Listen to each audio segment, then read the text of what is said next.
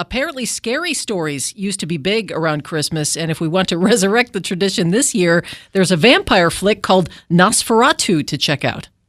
Yes, John Michelle. Do you love vampires? I do in the movies. As long as they leave me alone, yeah. All right. Well, you remember the classic. I don't know if you remember the classic, but the original Nosferatu, that black and white film from back in the day. A lot of us film heads studied that film. Well, we have a new version brought to us from writer-director Robert Eggers that is so atmospheric. Every shot in this film, I have to tell you, John Michelle, are amazing. It's really well done. We got Bill Skarsgård in there playing Nosferatu, Nicholas Hoult, as well as Willem Dafoe, who I actually had the pleasure of speaking with the both of them. So check out that interview on Nerds Rule the World right now on YouTube. We have Lily Rose Depp in there, Aaron Taylor Johnson, and it's just, there's this vampire-like being, Nosferatu. His coming to London. He's kind of infatuated himself with Lily Rose Depp's character, and we just have the people trying to stop this guy. Why is this evil lurking in the dark? And it's really amazing. You're gonna hear Nosferatu in the award conversation as we get further into award season, into the new year. But a great film. It's atmospheric. There's some parts. It's a little long, but it's meant to be because you need this build up. And I just had a great time with it. But there's also parts that maybe just have an extra Coke to just keep you enthused in there, or maybe I'm just getting old. But okay. I had a great time with Nosferatu, and I think a lot of people will as well. All right, also around Christmas, but not necessarily Christmassy, a movie about an affair called Babygirl. What's this? All right, Nicole Kidman is our quote-unquote baby girl in this. She's a CEO. She has a loving family, but she gets an intern, John, that she gets a little bit infatuated with. This is something for the older set. I got to stress that because we cross into some basic instinct type of things, if you will, in this.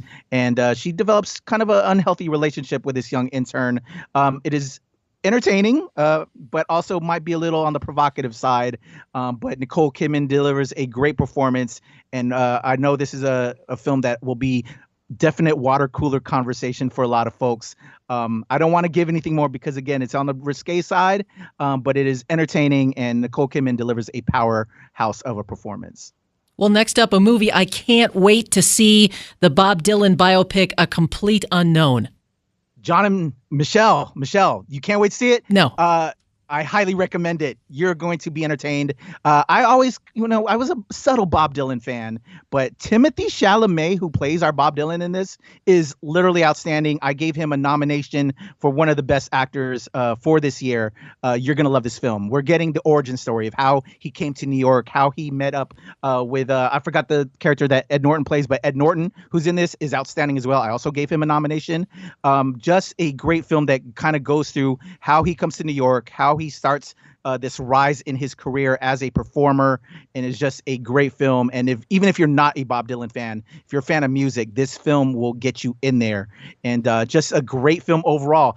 Ed Norton, by the way, plays Pete Seeger, and again is outstanding. We have Boyd Holbrook playing Johnny Cash, wonderful. Monica Barbaro as Joan Baez. Just a great film, and it'll make you dive back into this music, which is so good. So check out new Bob Dylan fans everywhere. I know this is going to bring a lot of people to the music, and is just a great film as well. Cool. Finally, we have a thriller that sounds like it was pretty hard to make. Tell us about The Seed of the Sacred Fig.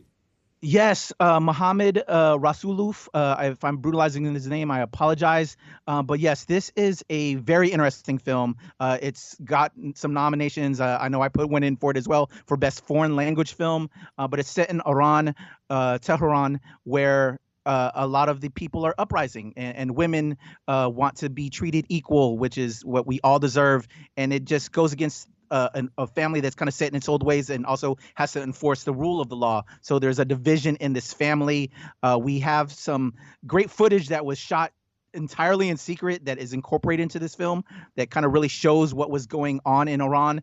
And it's a thriller with family elements that will have your heart racing, and just, kind of contemplating your own situation and why everyone should be striving for equal rights. and also learning something new about a country that you might have not have visited. And Seed of the Sacred Fit is just another great film that they're all timing this holiday season. Like they're delivering us presents under the tree as well as presents on the big screen.